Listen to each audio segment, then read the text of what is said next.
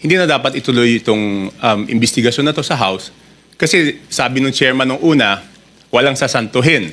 Kahit congressman, kahit senador, kahit sino. Eh kung hindi po pa pwedeng mag-testify under oath o hindi pa pwedeng resource person ang isang congressman, ibig sabihin, exempted yung congressman sa investigasyon. Yun po yung nangyari doon.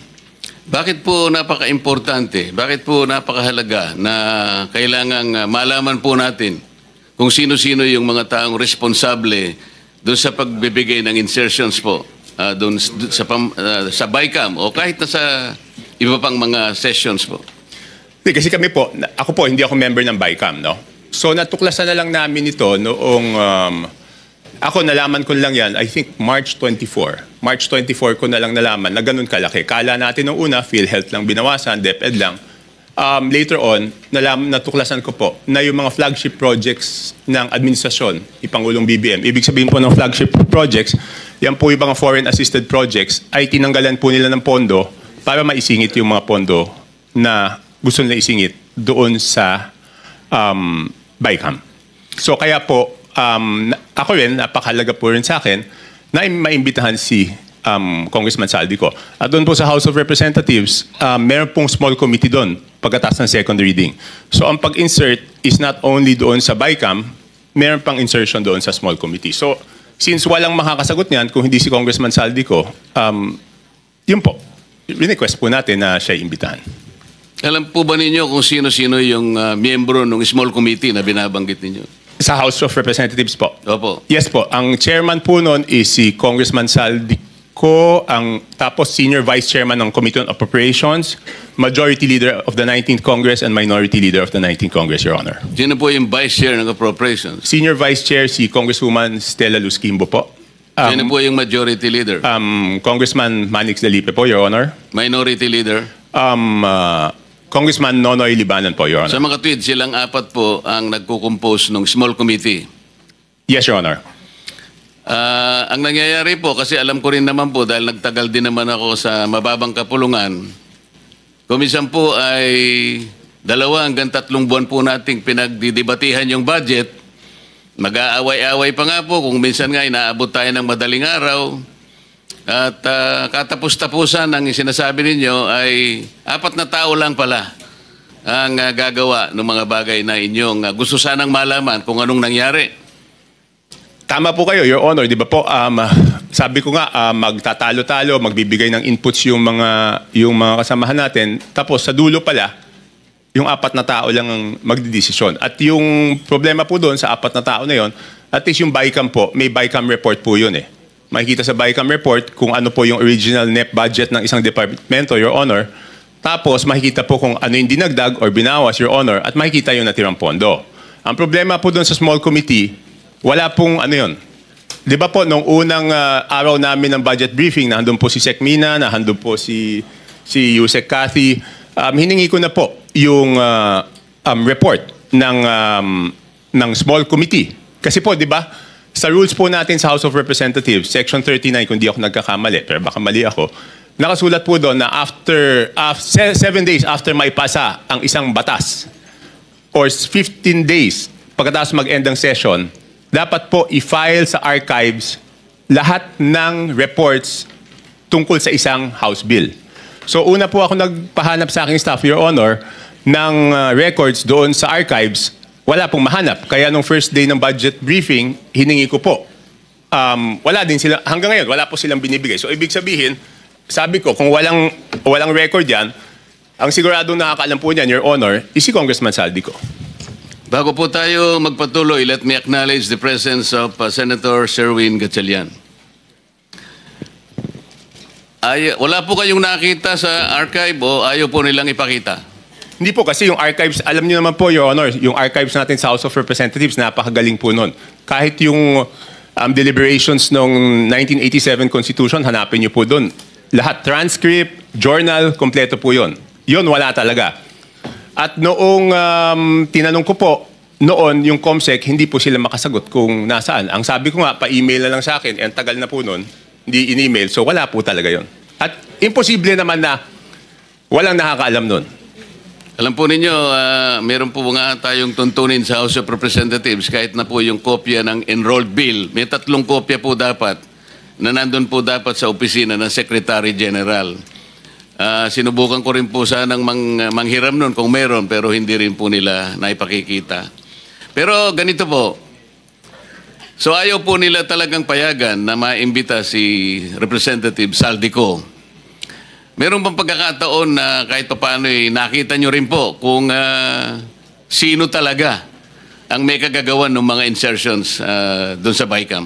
Hindi po. Ang ginawa ko po, Your Honor, is nag-research na po ako kung sino po yung gumawa ng insertions. Paano po kayo nag-research? Ganito po. Okay, mahaba po yung history niyan, Your Honor. To be very blunt about it, di ba po, nung nabawasan ng flagship projects, yung Pangulo, nung nakita niya po doon sa Sagaan na nawala yung kanyang malalaking proyekto, yung flagship projects ng gobyerno, naghanap na po siya kung saan napunta yon.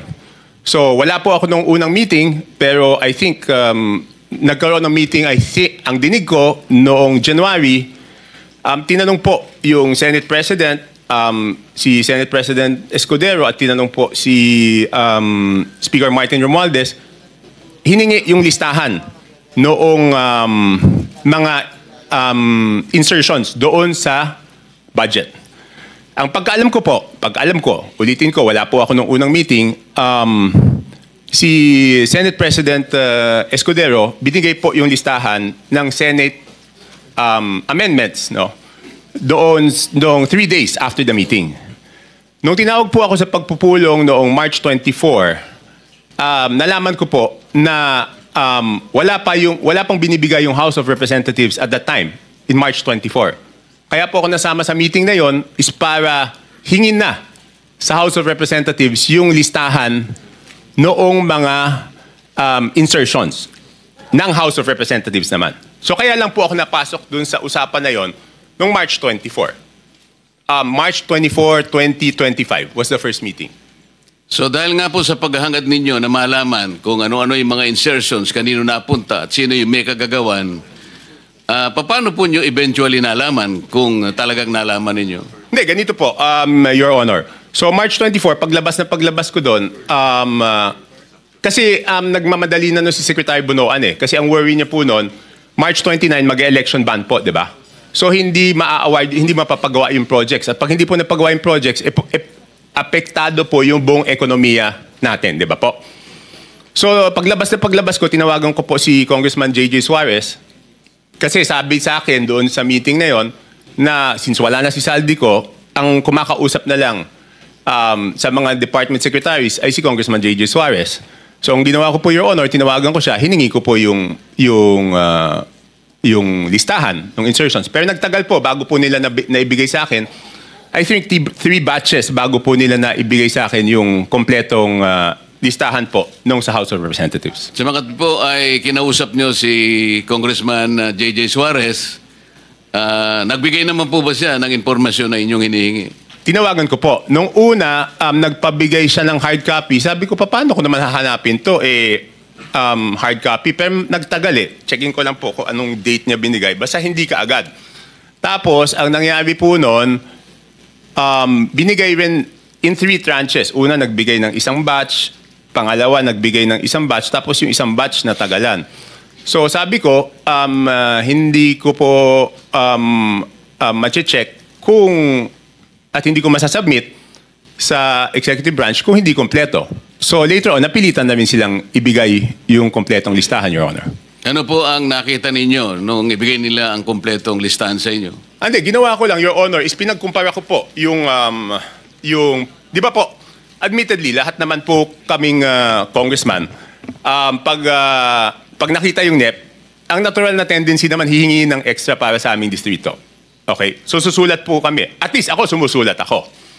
So siyempre, nung binigay sa akin yung listahan, ang unang naisip ko noon, ang una ko pong naisip is, kung ikaw, congressman, hihingi ka para doon sa distrito mo. Hindi ka naman hihingi para sa ibang distrito. So minatch-match ko po yung data. Ang haba noon, hindi ko alam kung gaano karami. Ang una kong ginawa, Kasi wala naman nakasulat na congressman doon. Ang nakasulat yung district. So para malaman ko yung congressman, hidingi ko po kay Yusek Cathy. Pinadala ko sa kanya yung file and she can confirm this. She is here. Sabi ko, Yusek, pakiisa-isa mo nga, lagyan mo kung sino yung congressman kasi gusto ko i-compare yung proponent tsaka yung congressional district. Kung congressional district, hindi ko naman kabisado kung sino yung congressman doon eh. So ang sabi ko sa kanya, pakilagay mo yung pangalan ng congressman. So binalik niya po sa akin. Pagkatapos noon, sabi ko po kay Congressman Suarez, ikaw naman, ilagay mo yung pangalan ng proponent. Sabi niya, bakit kailangan yung proponent? Kailangan siyempre malaman kung sino yung nag-request. So later on, matagal, hanggang nung sinabi ko, walang gagalaw dito, hindi ko maprepresent ito. Kasi pinapaayos sa akin eh. Siyempre gusto ko, pag pinisenta ko po, dahil ako magprepresenta nun, kailangan kompleto yung data. So sabi ko, hindi ko masisimulan yung presentation kung hindi nyo ibibigay kung sino yung proponent. So later on, naibigay din. Hindi ko lang, wala lang yung telepono ko sa akin, Your Honor. Hindi ko ma-check na andun. Sa mga tweet, naibigay naman sa iyo ni Yusek Cathy Cabral kung ano-anong mga distrito yon. Yes po, Your Honor. At naibigay naman sa iyo ni Congressman J.J. Suarez kung sino yung proponents doon sa mga distrito. Yes, pero nagtagal po. Nagtagal. Kaya ngayon po, pwede ba niyong sabihin sa amin kung ano ang napansin ninyo? Kung ang pag-uusapan ay yung mga distrito at yung mga proponents na nagbigay o naglagay doon sa mga distrito na yon. Ano yung unusual na napansin ninyo kung meron man? Your Honor, ang una ko pong ginawa, siyempre ako po yung magpepresenta. Ayoko naman na ako magpepresenta tapos mali pala yung data na pipresenta ko. So ang una ko pong chinek, Your Honor, is yung kasi di ba sa BICAM, may nadagdag naman talaga po doon sa Navotas. Okay? Yun nga, ini-issue sa akin, insertion yun. Hindi ako makakapag-insert, Your Honor. Kasi ako po ay hindi membro ng BICAM. So pwede lang po ako mag-request kung ano man yung pumasok doon sa BICAM, yun amyenda na pinayagan ng BICAM. Okay? Opo. So, para hindi ako mapahiya, ang una kong chinek is kung tama yung pumasok Sa o ilang nadagdag. distrito? Hindi, yung sa akin muna. Yun nga po, sa distrito niyo. Kasi alam ko po kung magkano yung nadagdag sa akin sa BICAM. Tumama naman po. Tumama, kasi ang request ko noon is 1.1 o 1.2. Ang pumasok po galing sa House of Representatives na request is 529 at meron po galing sa Senate na 121 po yata. Pero yung sa Senate is all classrooms po yon. So nung tumama na, sabi ko, since tama yung sa akin na nadagdag doon sa aking NEP, kumpiyansa ako na tama yung records. So ginawa ko po, pinesent ko na po. Ano po yung nakita nyo sa ibang distrito na hindi masyadong na very unusual? Halimbawa, palimbawa sa dalawang probinsya ng Mindoro, Mindoro Oriental at saka Mindoro Occidental, because I'm going to take advantage of the presence of the good governor of Mindoro Oriental, kaya ko lang po tinatanong. With no offense meant, Your Honor, kay Gov. Dolor and to my fellow congressmen, ng district congressmen, ang una ko pong napansin doon is lumobo yung dalawang Mindoro, isang Oriental, isang Occidental. Ang NEP po nila is something between 1.5, sabihin na natin para safe ako, hindi lumampas ng 2.5 yung, but I have the figures, Your Honor, kaya lang para lang mabilis po tayo, Your Honor. Hindi lumampas ng 2.5 yung NEP nila, pero ang GAA po nila is, magkano ba? 20 billion. So, nagulat ako, sabi ko, in fairness doon sa mga district congressmen, Your Honor, hindi po nila kaya gawin yun. Hindi kayang gawin ng regular congressman na magdagdag. Hindi naman po sila miyembro ng Committee on Appropriations. Parehong first-term congressman po yun.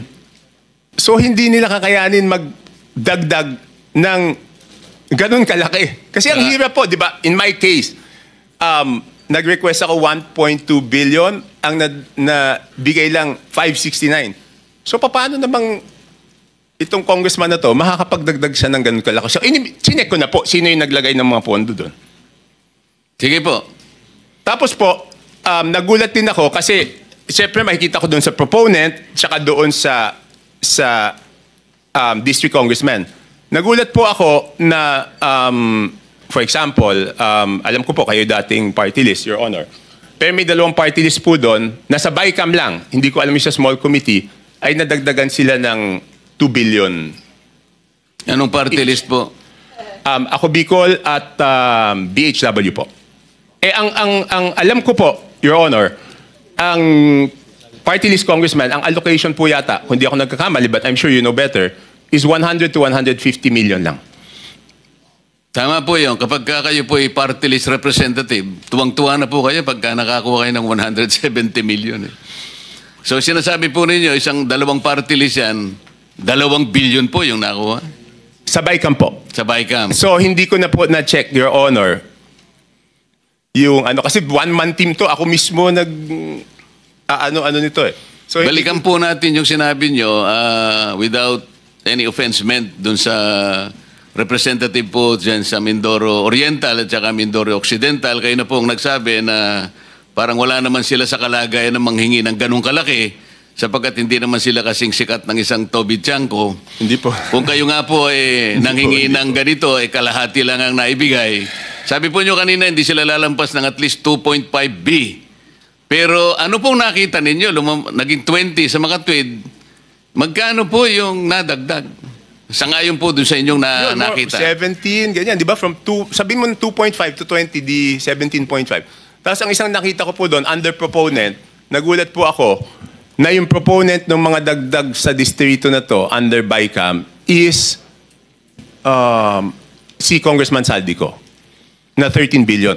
Sir, Your Honor, pwede bang i-ano ko lang yung USB na ayaw nila ipakita doon para mas madali kong mapaliwanag? Yun nga po yung gusto naming kung papayag Kasi kayo, mahirap puro kwento eh. Ito, may numero po to. bigyan natin ng kopya po yung Blue Ribbon Committee. Ito May I direct staff of the Blue Ribbon Committee to please secure the copy from Congressman Tiangco para makita po natin yung binabanggit niya. Ipakita po natin sa sa screen.